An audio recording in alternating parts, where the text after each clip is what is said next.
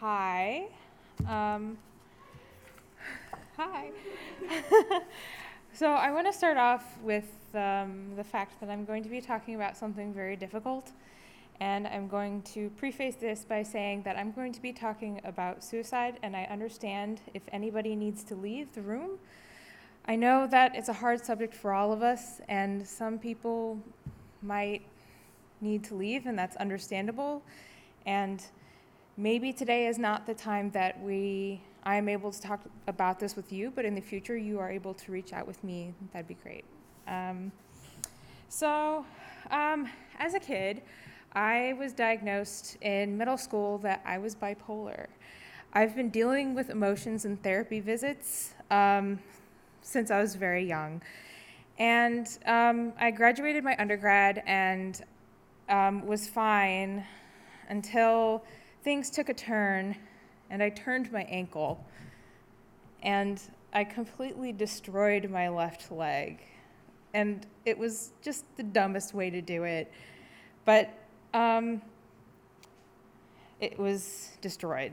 And I had to be off of it, completely non-weight bearing, for 2 months. And then I had another 3 surgeries. And thank goodness I have all the hardware out.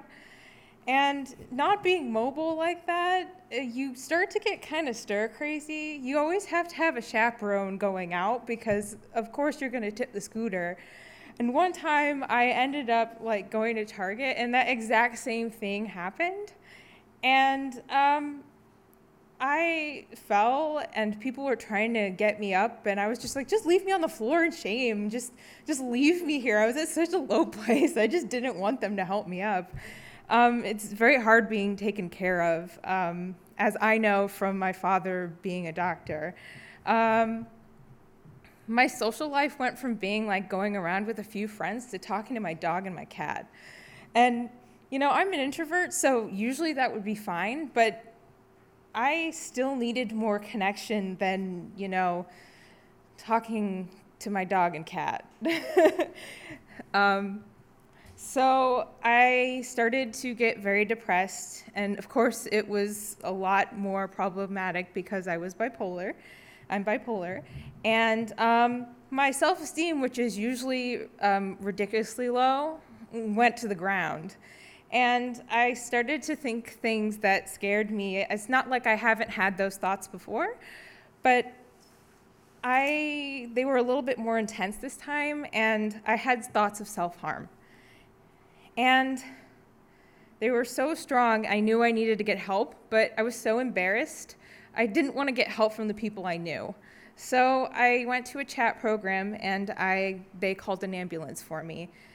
And I went to the farthest place in the neighborhood, and I paced. I was manic, and I was embarrassed, and I was at a point where I was just pacing, and finally things got better, and I got to a point where everything was okay, and this incident kind of took a back seat, and I forgot about it, and I'd forgotten about the social worker who was just deal with it.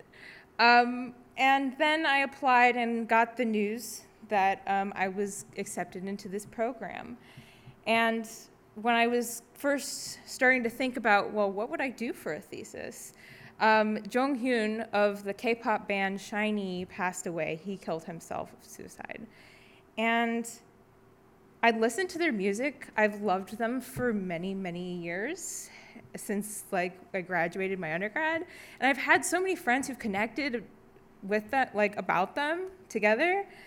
And I started to look in news articles, and I realized that his suicide note was published, translated on the internet, and I couldn't help think, but the words that he had written down reminded me of when I was pacing back and forth in the neighborhood, farthest away from the neighborhood, hoping that they would not turn on the sirens, but unfortunately they turned on their lights, and that nobody would know what would happen. And I started, getting more and more upset because it made me feel very uncomfortable that we had thought so similarly So I created a graphic novel and 48 pages. It's Seoul, Soul, Soul. And I made it to process what I was feeling. I used the themes from Korean dramas, which I'm super interested in. And I decided to go forward with that and pitch it. So I made a Grim Reaper character who has low sense of self. And I made another character who also has a low sense of self, but he gains his sense of self from the others around him. The character Ileum, which is the Grim Reaper, he has a very low sense of self, and in his past life, he committed suicide, just like the K-pop idol Jonghyun. He goes and tries to reap his first soul, and that soul screams. And he obviously goes to the fact that this soul must be a monster. Like, I must be a monster. I must look like a monster for this soul to scream about me. And so he goes and looks in the mirror, and instead of seeing his true reflection of how he actually looks like, he sees the monster. So he goes and asks for help from the head reaper.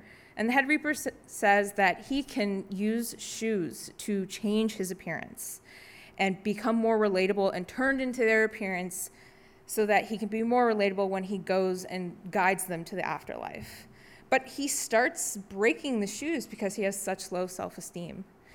He completely breaks down. And while I was writing and while I was thumbnailing, inking, and coloring this, I kept thinking back to Jonghyun's letter, and I kept moving to a different stage of grief. And I was thinking, like, why am I so upset about this? Why am I processing this like grief like this way? I didn't know this person. I never knew this person. I thought that it was for him, for Jonghyun, but as I consumed more mental health stories, I realized that suicide had been sloppily dealt with most of the time in many, many, many stories that I watched. I realized that my thoughts were like my character Ileum's, and I grieved that we were so similar, and I was upset that we thought the same way. And narrative stories in mental health usually end up being a little like revealing, but they're so idealistic. And suicide art in narrative art has a very odd place because it's hard to write about and people really seem to want to get it right. There's always a question that comes up when talking about suicide, and that question is why. I don't think saying why really will give anyone an answer that they will want or can process, because my character, Ileum's actions, Jonghyun's death, and my thoughts of self-harm, they don't make sense. Trying to make sense of them is what humans do because we are logical beings, and making logic about mental health doesn't always help. It's something that healthcare, schooling, and social life always tries to do, and they end up blaming one side of the story. I want to make art that evokes emotion, not logic. And I want to create stories where we talk about mental health without blaming the main character or the people around them. So, yeah.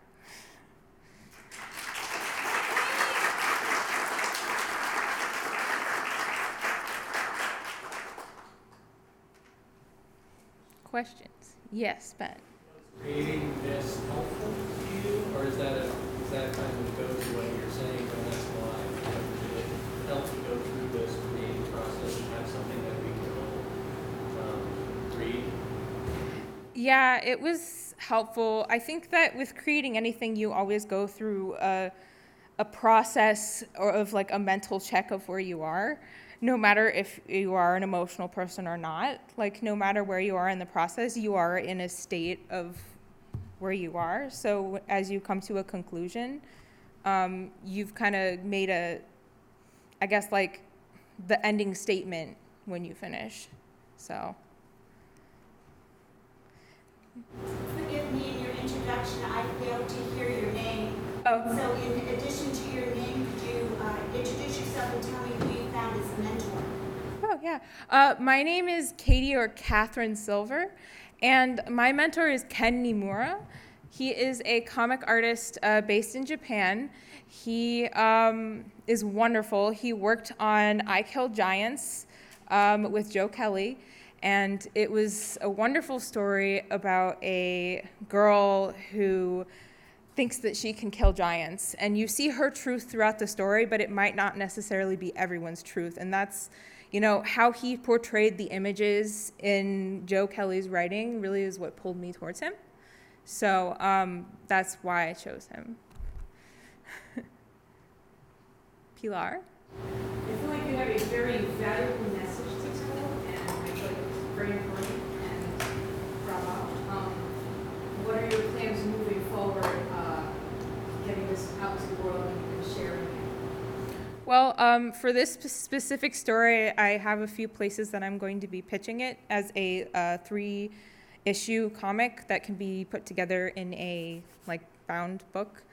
48 pages is like an odd size for comics.